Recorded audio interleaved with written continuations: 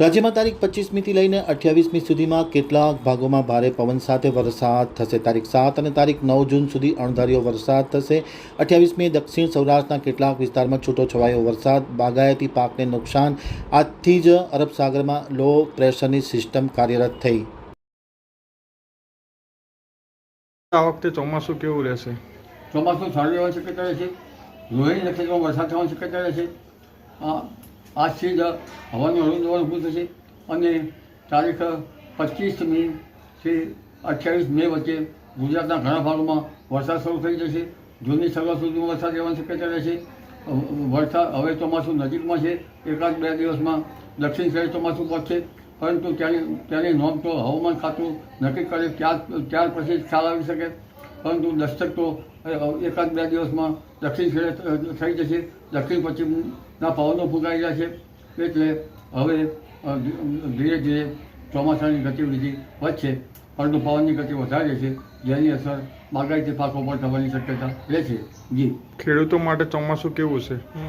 ખેડૂતો માટે શરૂઆતનું ચોમાસું સારું રહેવાની શક્યતા રહેશે, કારણ કે ઉત્તરથી રોજ વરસે તો ચોમાસું સારું રહેવાની શક્યતા હોય છે. પરંતુ તારીખ 7, 8, 9માં ત્યાંની આસપાસમાં અણધાર્યો વરસાદ થશે અને 10મી જૂન આસપાસમાં ગુજરાતના ઘણા ભાગમાં વરસાદ થવાની શક્યતા રહેશે. શરૂઆતના વરસાદ પછી જીવજંતુ પડવાની શક્યતા રહેશે અને એક વખત વૃક્ષ નક્ષત્રમાં વરસાદ થયા પછી બીજો સ્પેલ જ્યારે ગરમી વધે અથવા તો હવાનું હળવું દબાણ ઊભું થાય ત્યારે જ ગણી શકાશે. પરંતુ ગરમી જોરદાર હાલમાં રહેશે અને એ ગરમીના કારણે વરસાદ પણ વહેલો હોવાની શક્યતા રહેશે.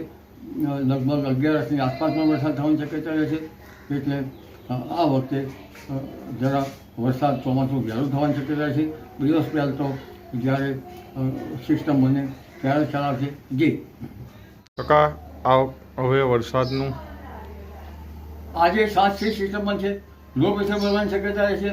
રત્નાગીરીની આસપાસ, કોકણના ઉપરના ભાગોમાં, લગભગ પૂર્વ મધ્ય અરબ સાગરમાં સિસ્ટમ બનશે અને આ સિસ્ટમ લગભગ ઇન્ટેન્સિફાઈ થશે. હાલમાં જે સિસ્ટમ બની છે તે દેશના ભૂભાગો પર અને સમુદ્રમાં સંતાકૂકડી રમી રહી છે, પરંતુ તેના અવશેષો ક્યારેક લગભગ ઉપર થઈને કચ્છના ભાગો આસપાસ થઈ શકે. એટલે કચ્છના પૂર્વ સૌરાષ્ટ્રના ભાગોમાં વરસાદ થવાની શક્યતા રહેશે. પરંતુ આ જે હાલની બનેલી સિસ્ટમ જે છે તે મેલમાર્ક લો પ્રેશર બનશે, ધીરે ધીરે ઇન્ટેન્સિફાઈ થશે. ક્યારેક 28 મેથી જૂનની શરૂઆત સુધીમાં આ સિસ્ટમ દરિયામાં વધારે સક્રિય થશે. દરિયામાં 65 થી 70 કિલોમીટર ઝડપના પવનો ફૂંકાશે. ક્યારેક આ પવનો વધી શકે અને દરિયામાં દરિયામાં કરંટ જોવા મળશે. દરિયો ભારે તોફાની બનશે. એટલે હવે ચોમાસાના પડઘમ વાગી રહ્યા છે અને એકાદ બે દિવસમાં લગભગ ચોમાસું જે છે એ ભારતના દક્ષિણ સાઈડે દસ્તક થઈ જશે. પરંતુ ત્યાંની નોંધ હવામાન ખાતું તેના જે અલગ અલગ પ્રકારના સ્ટેશનોમાં નોંધાતા વરસાદના ઉપરથી નક્કી કરી શકે. પરંતુ દક્ષિણ સાઈડે તો 1-2 દિવસમાં ચોમાસું દસ્તક લઈ જશે. વાવાઝોડું નહીં બનવાનું મુખ્ય કારણ કંઈ સમજાતું નથી. કેટલાક એલ્ટી પરિબળો હતા. લો પ્રેશરો પણ વિવિધ ભાગમાં હાઈ લો બનતા હતા અને હાલમાં લગભગ અડધો કિલોમીટર કે 1.5 કિલોમીટર ઉપરમાં જે વિન્ડ અપર વિન્ડની સક્રિય છે અને લગભગ આ સિસ્ટમો ધીરે ધીરે સક્રિય બનશે અને 28મી મેની આજથી જૂનની શરૂઆત સુધીમાં ગુજરાતના ઘણા ભાગોમાં ગાજવીજ સાથે વરસાદ થવાની શક્યતા રહેશે. હાલમાં તો દેશના પશ્ચિમ કિનારે ભારેથી અતિભારે વરસાદ થવાની શક્યતા રહેશે. વલસાડ વગેરે ભાગોમાં ભારેથી અતિભારે વરસાદ થવાની શક્યતા રહેશે. હજુ દક્ષિણ સૌરાષ્ટ્રના ભાગોમાં વરસાદ થશે અને કેટલાક ભાગો છૂટાછવાયા ભાગમાં વરસાદ થશે. પરંતુ આ વરસાદ જે છે હવે ધીરે ધીરે સમુદ્રમાં લો પ્રેશર અને આ સિસ્ટમ વાવાઝોડું બને છે કે નહીં તો પછી જ ખ્યાલ આવશે. પણ દરિયામાં આ સિસ્ટમ સક્રિય થશે. જી, બાગાયતી પાકો માટે શું કહેશો? બાગાયતી પાકો માટે પવનની ગતિ વધારે છે. પવનની ગતિ આજથી રહેશે.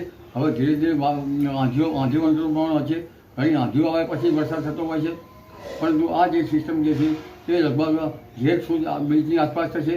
આ વખતે વરસાદ થતો ભટગાજી ગણાય સારું ગણાતું નથી. આમ છતાં રોહિણી નક્ષત્રમાં સૂર્ય આવતા લગભગ રોહિણી ઉતરતા સુધીમાં વરસ છે. એટલે ચોમાસાની સિસ્ટમ ગતિવિધિ યોગ્ય જ રહેશે. એટલે બાગાયતી પાકોમાં કેરી જેવો પાક હશે તો ગળી જવાની શક્યતા રહેશે. હોર્ટિકલ્ચર પ્લાન્ટમાં તેની અસર થશે. પવનની ગતિ જોરદાર હશે. જેનાથી ધનને કાળજી રાખવી રિસ્ક રહેશે. જી